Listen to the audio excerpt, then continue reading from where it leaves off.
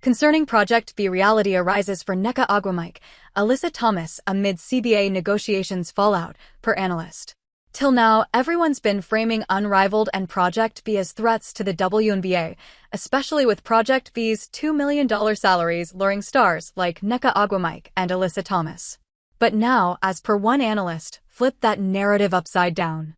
In her latest YouTube video, the WNBA CBA is falling apart.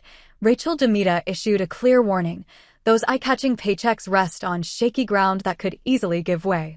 The players who are playing in these off-season leagues, the salaries that they're getting in these off-season leagues, and the worth that these other leagues are determining that they are worth is because of how they play in the WNBA, DeMita argued. Sure, Project B and Unrivaled are offering paychecks the WNBA simply can't match right now.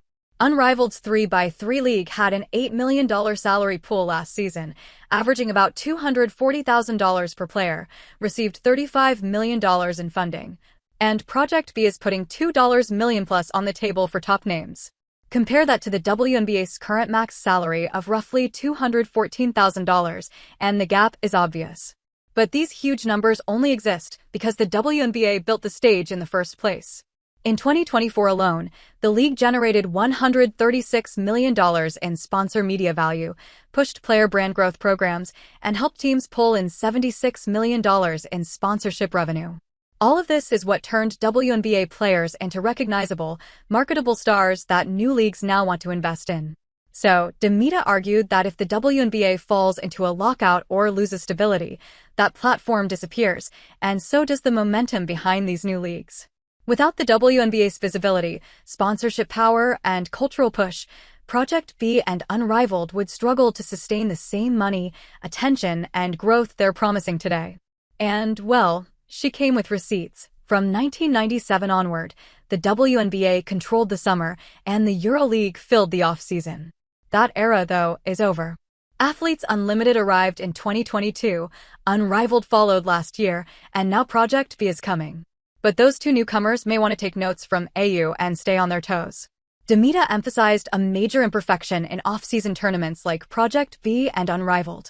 Their entire model is fragile because of small rosters, courts, arenas, and seating. Using Athletes Unlimited as an example, she explained that these leagues, even after 4 to 5 years, cannot emerge as more than options. Also, with such limited roster spots, only the most marketable, high-profile athletes, whose visibility largely comes from the WNBA, end up receiving advantages.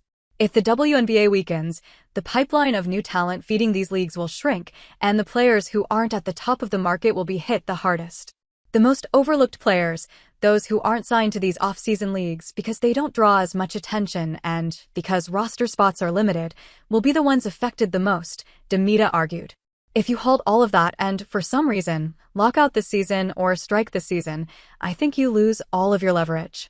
In a crowded sports landscape, it's no shock that Athletes Unlimited still isn't a household name. Yet, despite that, it has carved out attention by doing something unusual, running individual score systems inside traditional team sports. AU now operates leagues in basketball, lacrosse, softball, and volleyball and has structured its cap table to offer investors not just financial returns, but social value. AU isn't profitable, but its momentum is real.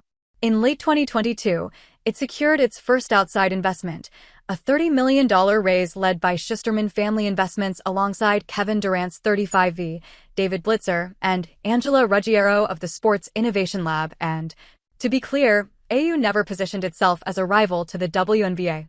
Its entire approach has been steady, patient growth.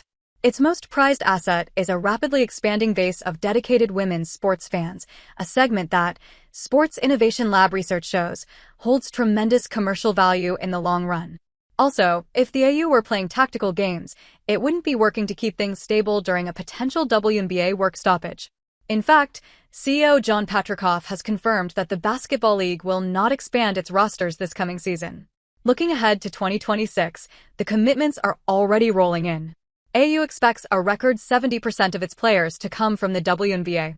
The list already includes the likes of Isabel Harrison, Sydney Colson, Alicia Clark, Lexi Brown, Nalissa Smith, Odyssey Sims, Kia Nurse, Jalen Sherrod, Ariel Atkins, Aaliyah Nye, Tehina Paupau, Kia Stokes, and JC Sheldon. So, Off-season leagues folding isn't the real issue here.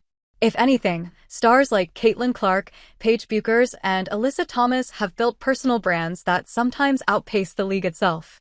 Fans will flock to the next